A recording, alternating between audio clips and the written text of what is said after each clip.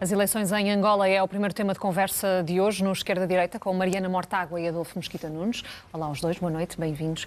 Adolfo, que primeira leitura é que podemos fazer desta votação em Angola e olhando para estes resultados ainda que provisórios? Bom, boa noite Mariana. Em primeiro lugar, dizer que do meu ponto de vista, Angola não cumpre com os requisitos que eu considero existirem para falarmos de uma democracia de tipo ocidental. E não estamos perante, do ponto de vista ocidental, um Estado de Direito com instituições fortes, independentes e com respeito integral, tal qual vemos na Europa, das liberdades políticas e das liberdades cívicas. Isto é um ponto que eu quero deixar assente. Mas têm sido dados vários passos no bom sentido. Insuficientes ainda, para que esta situação ou que esta categorização que eu faço mude, mas têm sido dados passos importantes. Estamos a falar de eleições que ocorreram no prazo regulamentar em que elas estavam previstas, já são as segundas eleições no contexto da Constituição de 2010, onde já temos 3 partidos a concorrer e 3 partidos com a robustez.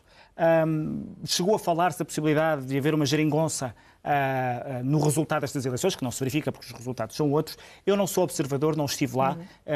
As notícias que nos estão a dar também não dizem nada em concreto sobre aquilo que se passou ou não. E, portanto, as duas mensagens que eu queria deixar eram estas.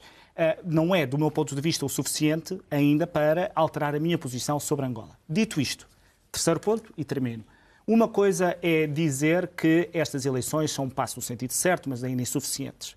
Outra coisa é dizer que o Estado português não deve manter relações políticas, diplomáticas, económicas com Angola ou com outros países que tenham regimes com os quais nós não nos identificamos. Há uma diferença, do meu ponto de vista, significativa entre dizer que Angola não cumpre com os requisitos que eu considero para ser uma democracia de tipo ocidental ou dizer que o Estado português não tem que ter relações diplomáticas ou políticas.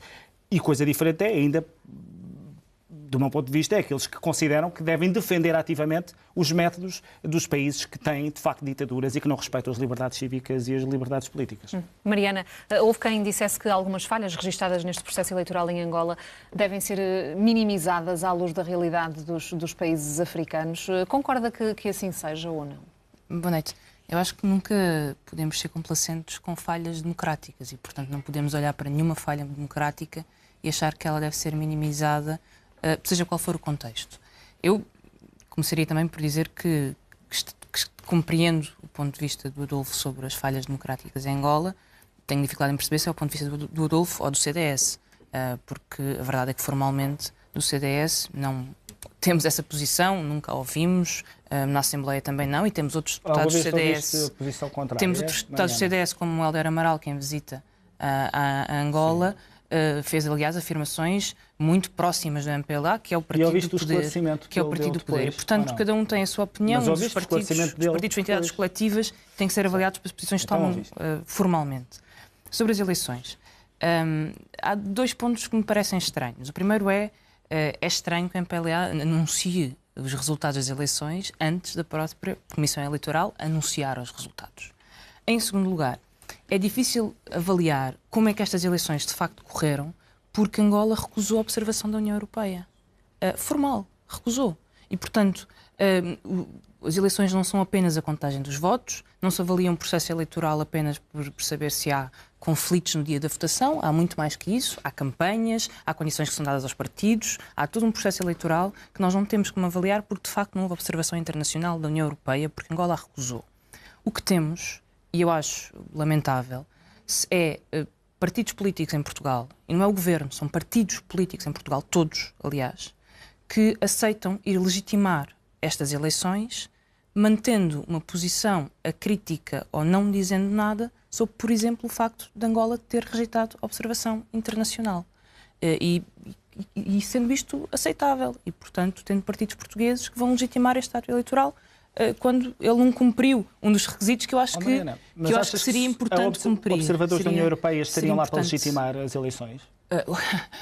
Uma observação da União Europeia é para observar. Uma observação da União Europeia que é não apenas às votações, que tu possas mas também criticar à campanha, os partidos por lá estarem é uma coisa que eu compreendo. Dizer que eles querem ir lá legitimar já me parece um exagero, que é a mesma coisa que dizer que os observadores da União Europeia vão para lá legitimar. É um mau sinal é um mau sinal Angola ter recusado a observação internacional. Isso é outra coisa. Isso quer dizer que é muito difícil avaliar os resultados das eleições.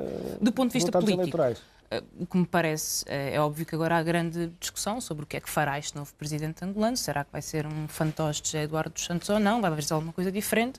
O que me parece é que alguém que viveu e conviveu com o regime angolano nos últimos anos, como é o caso deste homem que agora é presidente, e que viveu sempre bem na oligarquia dos generais e da família José Eduardo dos Santos, que tem vivido a sugar os recursos daquele país, continuará a viver, mesmo que mudem as caras e os nomes dos generais. Deixe-me só ainda questioná-la, Mariana, sobre o último tópico que o Adolfo aqui trouxe para o debate, tem a ver com a relação de Portugal com Angola, nomeadamente relações diplomáticas. Devem continuar da forma que têm acontecido? Tudo tem que ter o seu bom senso quanto a peso e medida. Para já eu acho que há uma diferença entre partidos e Estados. Depois, eu entendo que o Estado português tem que ter relações diplomáticas com outros países. Mas isso não quer dizer que se abstenha de tomar posições e que simplesmente haja como aceitando que Angola, como se Angola fosse uma democracia plena. E nós sabemos que ela não é uma democracia plena. E, por exemplo, temos um caso há pouco tempo em que um cidadão luso-angolano é preso, lá de Beirão, num claro ato de censura política, e aí eu penso que qualquer Estado, mesmo com relações diplomáticas, tem que conseguir fazer o que tem a fazer em defesa de um cidadão português, criticando a falta de liberdade que há em Angola. E penso que estas relações são muito difíceis, mas que têm que ter esse cuidado para não corrermos o risco de branquear um regime que é muito pouco democrático. Não dizer que as relações diplomáticas têm os seus canais próprios. Nem tudo aquilo que um Estado português faz em nome dos seus cidadãos, está escancarado nas páginas dos jornais. E, portanto, até estou a falar de um governo do qual eu não faço parte e do que não apoio, mas eu quero acreditar que, utilizando os canais que lhe parecem mais eficazes, a diplomacia portuguesa está a fazer o seu trabalho. Agora, aquilo que se passa com Angola, ou aquilo que se passa com a Venezuela, ou com outros regimes com os quais nós não estamos de acordo do ponto de vista do que é o seu respeito pela democracia, é diferente termos relações diplomáticas do que defender ativamente os seus métodos, que é aquilo que se passa com o PCP em Portugal, que defende ativamente aquelas ditaduras. Ativamente, não é defender relações económicas, é ativamente. E com isso, sim, eu acho que temos sido demasiado complacentes em Portugal. Não apenas com quem defende ativamente, mas também com quem, hipocritamente, não critica abertamente. Porque Angola também sobrevive muito de muita complacência que branqueia o que faz o regime angolano. Acho que temos que ser justos. Vamos mudar de tema. Os trabalhadores com longas carreiras contributivas vão poder reformar-se mais cedo, sem penalizações. Era, de resto, Mariana, uma das reivindicações do Bloco de Esquerda, a que o Governo acabou por aceder. O Bloco já disse que é um passo importante, ainda assim também já disse que quer mais, que não quer que isto fique por aqui. Como é que é possível fazer isso e alargar, por exemplo, a quem tem 60 anos e 40 de descontos, sem que haja aqui um problema também para o equilíbrio estrutural da segurança social?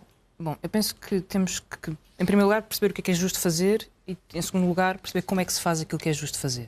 E aquilo que é justo fazer é, por um lado, reparar a dívida histórica que o país tem para com todas as pessoas que começaram a trabalhar em crianças e não tiveram infância e, portanto, têm que ser reparadas. E, em segundo lugar, valorizar o trabalho. E valorizar o trabalho é valorizar a vida depois do trabalho, permitindo às pessoas ter uma reforma digna.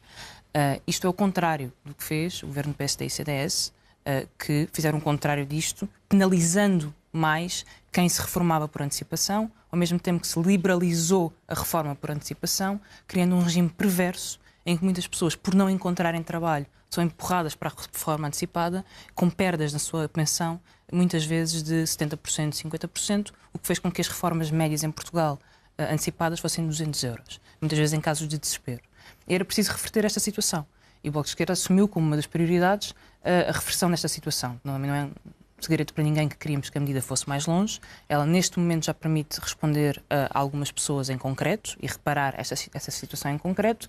Nós defendemos que é preciso não só acabar com o fator de sustentabilidade, que penaliza duplamente as reformas, uma vez que a idade da reforma continua a aumentar, é preciso garantir a reforma antecipada a todos aqueles que começaram a trabalhar até a idade legal de trabalho infantil, que são 16 anos, e é também preciso facilitar reformas antecipadas a quem tem muito longas carreiras contributivas. Como é que isto se paga?